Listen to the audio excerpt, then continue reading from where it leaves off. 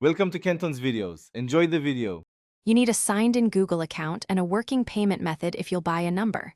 Once signed in, back up your voicemails and linked devices so nothing is lost. Now open Voice, Google, Com or the Google Voice app and navigate to Settings, then Account. Click Get a Number or Change/Port Number immediately.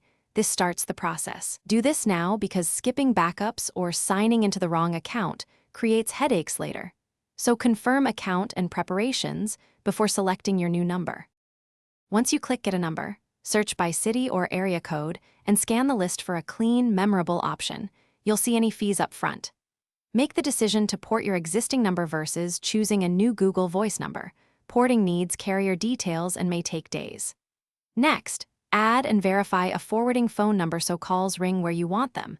Accept Google Voice terms, confirm the purchase or port request, and watch the confirmation prompts to ensure your selection is locked in. After confirmation, set call forwarding rules, record or upload your voicemail greeting, and configure notifications so you don't miss calls. Update banks, two-step logins, and contacts with the new number.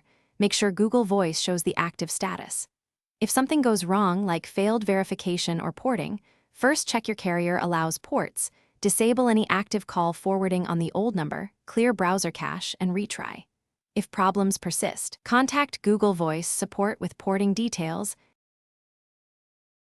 Thanks for watching. Consider subscribing if we helped you.